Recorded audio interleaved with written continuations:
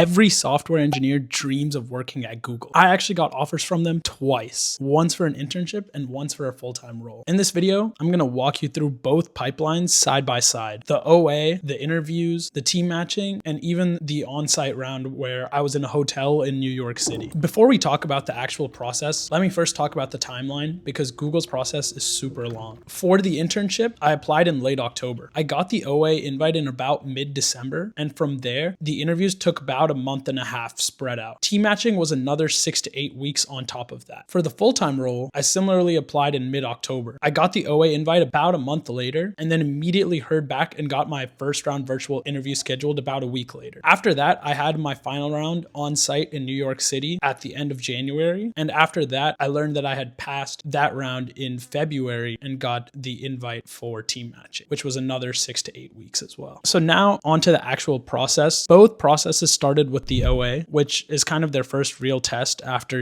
their resume review. The Google OA was 2 LeetCode style questions in 70 minutes. It's not hosted on a platform like LeetCode or HackerRank, actually hosted on their own platform. So don't expect any similarities with the interface there. The questions were about medium difficulty, but they care a lot about edge cases. They don't really give you any cases to test your code against. So it's super important that you write your own test cases so that you can make sure that your code is working. I would typically recommend writing around 5 to 6 test cases per question. My advice here is to make sure that you're not wasting too much time on one of the questions before you move to the next one. If you feel a little bit stuck, it's okay to move to the next question and try and solve that out before coming back to the first one. Google specifically loves graph problems and string problems, and I've also seen them give a few dynamic programming problems on the OA. So now onto the interviews. This is where the two processes really kind of diverge. So first with the internship, every single round was virtual and every single round was technical as well. The OA actually had a small behavioral portion that I guess they deemed to be good enough for the internship portion of the application. So for the internship, I had 2 interviews. My first one went great. I got a problem that was basically a variation of just a standard graph traversal, which was super easy since it was something I had practiced a lot on LeetCode. It was really easy for me to write clean code, talk about my runtime and my space complexity, and even get the follow-up question, which was talking about scaling the input to a much larger input. So I felt that that one went really well. The second interview, however, went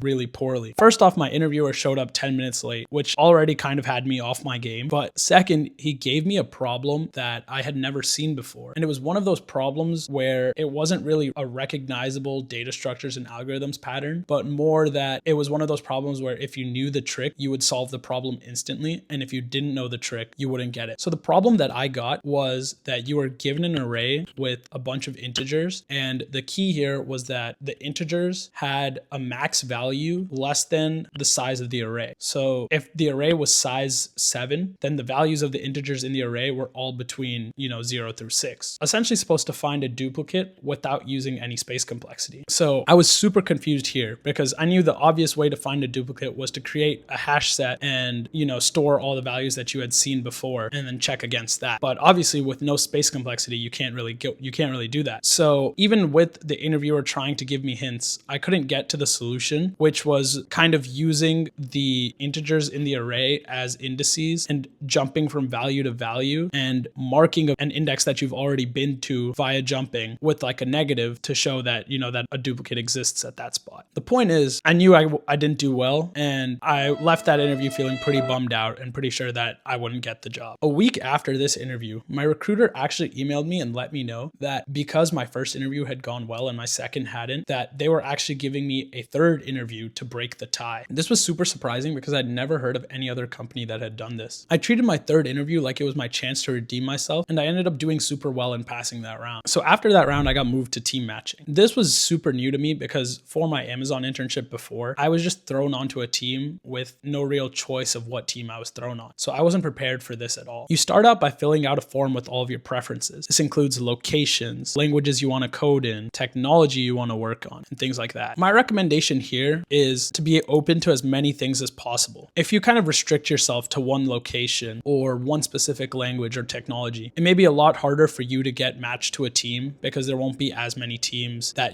fit your criteria. If a team likes your profile, they'll reach out to you to set up a little behavioral meeting. This is kind of just like a 30-minute chat with the team where you kind of talk about your experiences, your resume, learn more about what the team does and kind of how you fit. You get to have meetings with multiple different teams, so that kind of gives you some agency on what you want to work on, which is super rare for an internship. Now, for the internship, I didn't end up taking the offer and I withdrew my application during the team match process as I had already gotten my offer from Meta at that point and was committed there. So now onto the full-time process. It had everything that the internship process had, but a couple extra steps. First, for the virtual round, I only had one technical question with the follow-up, and then the second interview in the first round was a behavioral interview. This was a pretty standard behavioral interview with pretty basic questions like, tell me about a time you disagreed with your teammate, or tell me about a project that you worked on that had a crazy impact. The behavioral part felt a lot lighter compared to the Amazon leadership principles portion, just because Google didn't seem to have a strict framework when it came to their behaviors. They kind of just wanted to see that you can communicate well and that you can describe your past work in detail. So after passing the virtual round, my recruiter reached out to me to schedule my in-person final round in New York City. A fair warning, they can put you in San Francisco or Seattle as well for this, but I live on the East Coast, so New York City was the best option for me. I got flown out to New York the day before my interview, and I was able to stay overnight in a hotel there before having my interview in the Google office the next morning. They also gave me $80 a day for food, which was awesome in New York City. The interviews themselves were both technical and 45 minutes each. It was pretty similar to the prior interview, but this time they give you one of their laptops, and you can also use the whiteboard in the meeting room to kind of talk through your code or draw diagrams to make it easier for you and your interviewer to understand. My advice for the onsite is to be confident and kind of keep it casual with your interviewers. Your interviewers are also Google employees, so there's definitely a lot that you can learn from them just by asking questions at the end of your interview, or even when you're walking to and from your meeting room. There's definitely a lot you can pick up and a lot you can learn. After the onsite, it took a while to hear back, about a month, but I got the call that I was moving on to team match. The team match process was the exact same as it was for the internship, the form and then the behavioral meetings after. What was nice about the full-time one was that my results for the full-time interview were actually valid for 18 months. That meant I had way more time to be in team matching than if I were in an intern because I didn't have the added pressure of having to start by, June or July. Overall, I think that while the recruiting process is super long, it's pretty fair and it's very transparent. Getting into Google takes patience more than anything else. It's a super long process and you just have to keep consistent and make sure that you're not slacking on your prep. In the future, I'll be doing a deep dive on the exact data structures and algorithms patterns I studied for all of my interviews and which ones gave me the highest ROI for time spent. Like and subscribe for more.